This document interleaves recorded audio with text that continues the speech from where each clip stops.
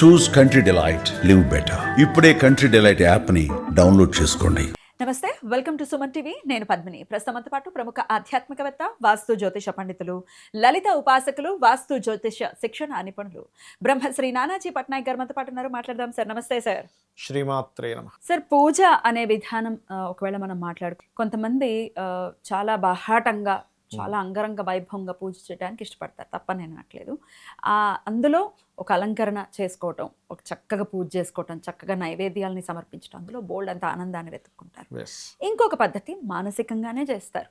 వాళ్ళ ఇంకా అదైతే తెలియదు అసలు, మన వాళ్ళు ఏం చేస్తున్నారు కూడా తెలియదు. మనసంతా తిరుపతిలో ఉందేమో, స్వామి మూల విరాట్ని చూస్తోందేమో ఆ మనసు. ఈ రెండిట్లో ఏది గొప్పది సార్?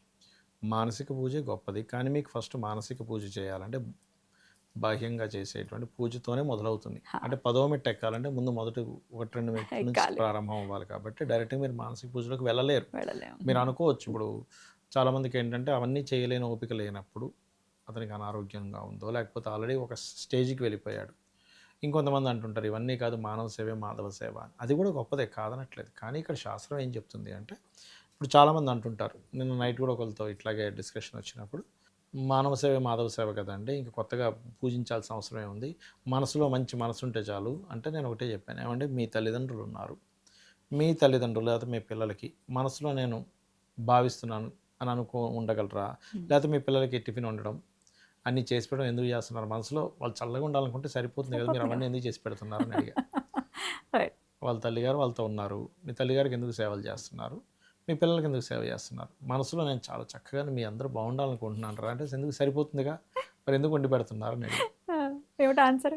ఏముండదు ఆన్సర్ అక్కడ. అంటే నేను అనేది ఏంటంటే, నువ్వు భగవంతుణ్ణి నవవిధ భక్తులు అంటారు. నవవిధ భక్తులు ఒక రకమైతే, ఇందులో చాలామందికి ఏంటంటే, ఎస్ నేను సొసైటీకి మంచి చేస్తున్నాను, మంచి మనసుతో ఉంటున్నాను, ఎవరికి హామ్ చేయట్లేదు, వెరీ గుడ్, అందులో ఎటువంటి డౌట్ లేదు. అది కూడా భగవంతుణ్ణి చేరుకునేటువంటి మార్గాల్లో ఒక మార్గమే. అయితే నువ్వు అక్కడికి చేరుకోవాలంటే అంత ఈజీ కాదు అది. నువ్వు ఫస్ట్ ఈ పూజాది కార్యక్రమంలోకి వెళ్ళి, నీకు భగవంతుడి మీద పరిపూర్ణమైన నమ్మకము, అతని యొక్క లీలలు నీకు అర్థం అవ్వడానికి ఒక స్టేజ్ ఉంటుంది. ఆ స్టేజ్ ఎప్పుడు వస్తుంది అంటే, నువ్వు ప్రతి దాంట్లోని కూడా బ్రహ్మాన్ని చూడగలిగినప్పుడు, ప్రతి దాంట్లోనే నువ్వు చూడగలవా, నిన్ను ఒక వ్యక్తి తిట్టేసి వెళ్ళిపోయినా నువ్వు నవ్వుతూ ఉండగలవా, అప్పుడు నువ్వు ఆ స్టేజ్కి వెళ్ళినట్టు. ఆ స్టేజ్కి వెళ్ళడం అంత ఈజీ? అంత ఈజీ కాదు. అంటే నేను అనేది ఏంటంటే, నేను ఒకడు వచ్చి బలంగా అనేసాడు, అయినా సరే నవ్వుతూ అలా చూసి, అది కూడా భగవంతుడే కదా, తిట్టేవాడు కూడా భగవంతుడే కదా అనుకుంటే, దట్ ఈస్ డిఫరెంట్ కేస్. అప్పుడు నువ్వు నేను బాహ్య పూజ అక్కర్లేదు అనుకునే స్టేజ్కి వెళ్ళినట్టు. కానీ వాడు తిట్టగానే నీకు కోపం వచ్చేసి నువ్వు 4 బడబడా అన్నావు అంటే, నువ్వు ఇంకా వాడిలో ఈశ్వరుని ఎక్కడ చూస్తున్నావు? నీకు ఇంకా మంచి మనసు ఎక్కడున్నట్టు, నీకు క్షమాగుణం ఎక్కడున్నట్టు? అయితే ఇక్కడ మళ్ళీ ధర్మంతో ముడిపడ్డవి వేరే ఉంటాయి. అలా అంటే ఇప్పుడు శ్రీకృష్ణ పరమాత్మ భగవద్గీతలో ఇలాంటి ఒక వైరాగ్యం గనక, అంటే ఆ యొక్క అర్జునుడికి వస్తుంది ఒక వైరాగ్యం, వచ్చినప్పుడు కాదు ఇది ధర్మం కాదు, నీ యొక్క ధర్మం ఏమిటి అంటే, నువ్వు రాజువు కాబట్టి నీ క్షాత్ర ధర్మాన్ని నువ్వు పాటించాలి, దట్ ఈజ్ అన్నిటికంటే బెస్ట్ ధర్మ. అలాగా ఆ బెస్ట్ ధర్మాన్ని నువ్వు చేసినప్పుడే నీ యొక్క జీవితం అనేటువంటిది, నీ యొక్క లైఫ్ అనేటువంటిది మోక్షాన్ని పొందుతుంది.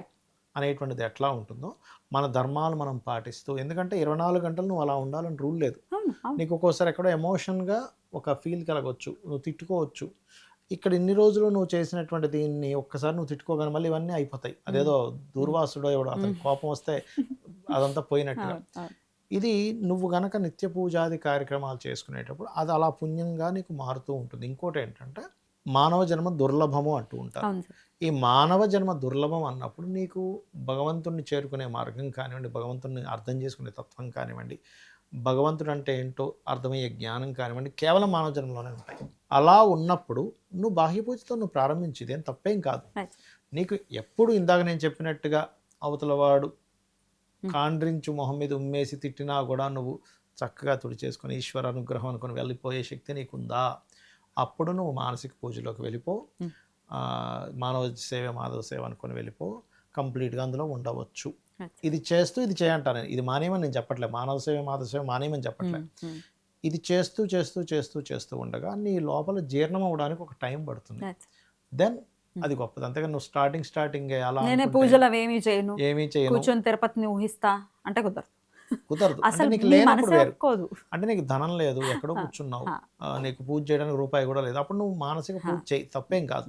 కానీ అన్నీ పెట్టుకొని ఈ పూజలేంటి, ఇదే గొప్పది కదా, ఇవన్నీ దేవుడికి చెందుతాయా, అసలు తీసుకుంటాడా స్వామి, ఇట్లా రకరకాల మాటలు వస్తాయి.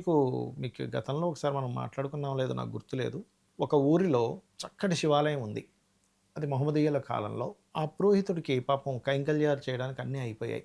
రాజు దగ్గరికి వెళ్ళి చెప్తాడు, అయ్యా మా ఈశ్వరాలయంలో ఏమీ లేవు, ఎందుకంటే రాజుల యొక్క ధర్మం అది అన్నీ పంపించేటువంటిది. అంటే అప్పుడు ఆ రాజు పొగరుతో, నీ ఈశ్వరుడికి కావాలంటే నన్ను అడుగుతాడులే, ఈశ్వరుడిగా ఏమేమి తక్కువ, ఆయనకేంటి, ఆయనకి మనం చేసేది ఏంటి, వెళ్ళిపోమంటాడు.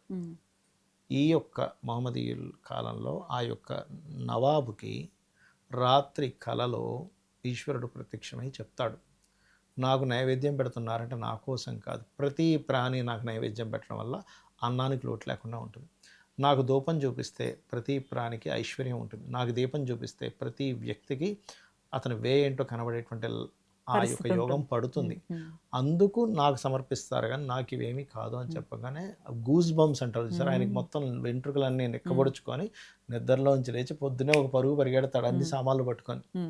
అలా ఏంటంటే మనం చేసేదంతా కూడా మన కోసము, ఈ విశ్వం బాగుండడం కోసం చేస్తున్నాం అనేటువంటి పూనిక మనకు ఉంటే అన్ని సెట్ అవుతాయి. రైట్ సార్, రైట్ సార్, అద్భుతం సార్.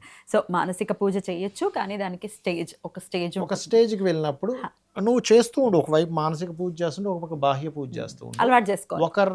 ఒక టైం వచ్చినప్పుడు నువ్వు దీన్ని కంప్లీట్గా ఆపేసి దీంట్లోకి పూర్తిగా వెళ్ళవచ్చు, వెళ్ళకూడదు, వెళ్ళలేమని కాదు, తప్పనేం కాదు. కానీ నువ్వు ఎక్కడున్నావు, ఇప్పుడు నువ్వు చిన్నప్పుడు నువ్వు పెన్ను పేపర్ తీసుకొని 13+14 అంటే నువ్వు ఇలా లెక్కేస్తావు, కానీ ఒక స్టేజ్ వచ్చాక మైండ్లో లెక్కేస్తావు. చిన్నప్పుడే నువ్వు పుట్టగానే 2 ఏళ్ళకి నువ్వు మైండ్లో లెక్క 100 × 150 ఎంత అంటే వాడికి అర్థం కాదు, ఎందుకు నీ మైండ్ అంత మెచ్యూర్ అవ్వలేదు. సో ఎప్పుడైతే నీ మైండ్ మెచ్యూర్ అవుతుందో, ఈ విశ్వాన్ని మొత్తం అర్థం చేసుకుంటుంటావో, ఆటోమేటిక్గా నువ్వు అక్కడికి చేరుకుంటావు. అంటే అక్కడికి చేరుకోవడానికి ఒక సమయం పడుతుంది, ఆ సమయం పట్టడానికి బాహ్య పూజ ముందు అవసరం, మొదటి మెట్టు 2 మెట్లాగా. దాని తర్వాత నీ మానసికంగా పూజ చేస్తావా, ధ్యానం చేస్తావా, శ్వాస మీద ధ్యాస పెడతావా, అన్నిట్లో బ్రహ్మాన్ని చూస్తావా. బ్రహ్మచారి అనే ఒక పదం ఉంటుంది, అంటే ఏదో ముడుచుకొని ఎవరితోని సెక్స్లో పార్టిసిపేట్ చేయకుండా ఉండేది కాదు, దాని అర్థం బ్రహ్మమునందు చరించువాడు బ్రహ్మచారి. అలా అన్నమాట. అసలైన అర్థం తెలుసుకోగలగాలి. ఎగ్జాక్ట్లీ. చాలా బ్యూటిఫుల్ గా ఎక్స్ప్లెయిన్ చేశారు సార్. పూజా విధానంలో రకరకాల కన్ఫ్యూజన్స్ వస్తూ ఉంటాయి, డెఫినెట్ గా ఇది ఉపయోగపడుతుంది మన వాళ్ళకి. Thank you so very much sir. నమస్తే సార్. శ్రీమాత్రే నమః.